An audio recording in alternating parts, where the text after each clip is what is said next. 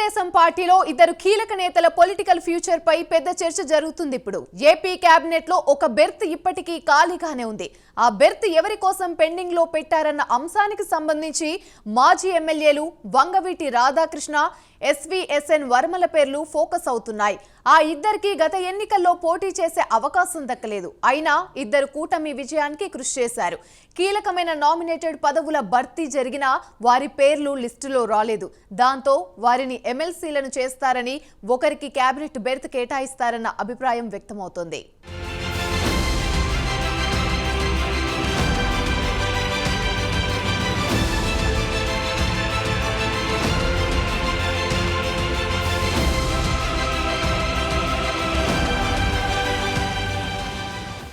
Vijayawada రాజకీయాలంటే Vangaveeti family పేరు ప్రముఖంగా వినిపిస్తుంది. 1985 ఎన్నికల్లో తెలుగుదేశం ప్రభంజనం కొనసాగినప్పటికీ అప్పటి విజయవాడ తూర్పు సెగ్మెంట్ నుంచి దివంగత వంగవీటి మోహనరంగ విజయం సాధించి చరిత్ర సృష్టించారు.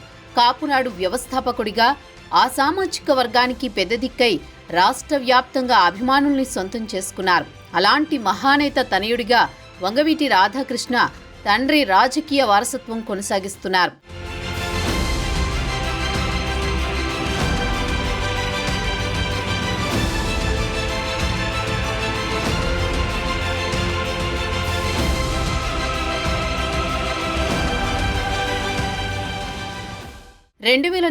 కాంగ్రెస్ నుంచి విజయవాడ తూర్పు ఎమ్మెల్యేగా గెలిచిన వంగవీటి రాధ ప్రస్తుతం టీడీపీలో క్రియాశీలక నేతగా కొనసాగుతున్నారు.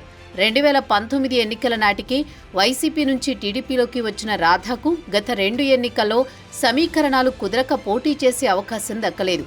అయినా ఆయన చంద్రబాబుకి నమ్మకస్తుడిగా కొనసాగుతూ స్టార్ క్యాంపెయినర్గా కూటమి విజయానికి కృషి చేశారు.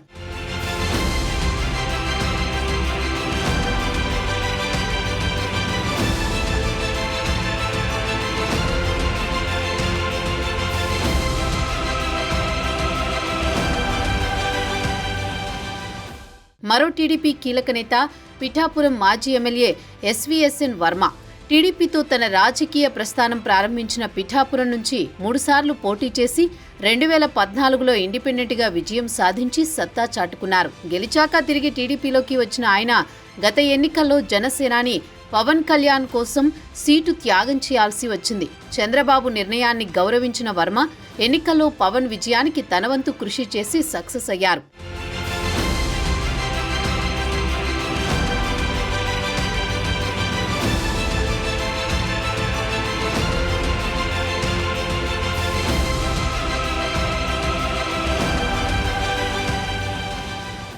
వంగవీటి రాధ, వర్మలకు కూటమి ప్రభుత్వం ఏర్పడిన తర్వాత మొదటి విడతలోనే ఎమ్మెల్సీ పదవులు దక్కుతాయని అందరూ భావించారు. అయితే ఎమ్మెల్యే కోటాలో జరిగిన 2 ఎమ్మెల్సీల ఎంపికలో వారికి అవకాశం దక్కలేదు. ప్రస్తుతం శాసనమండలిలో ఎమ్మెల్యే కోటాలో 3, గవర్నర్ కోటాలో 1 ఎమ్మెల్సీ స్థానాలు ఖాళీగా ఉన్నాయి. వాటి భర్తీలో వంగవీటి రాధ, వర్మలకు ఖచ్చితంగా అవకాశం దక్కుతుందంటున్నారు.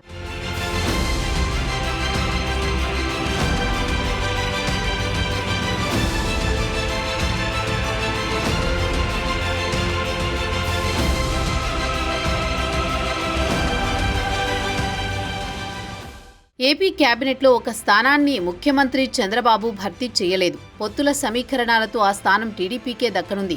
ఎన్నికల ప్రచార సమయంలోనే వంగవీటి రాధ రాజకీయ భవిష్యత్తుకు తనది హామీ అని భరోసా ఇచ్చారు చంద్రబాబు.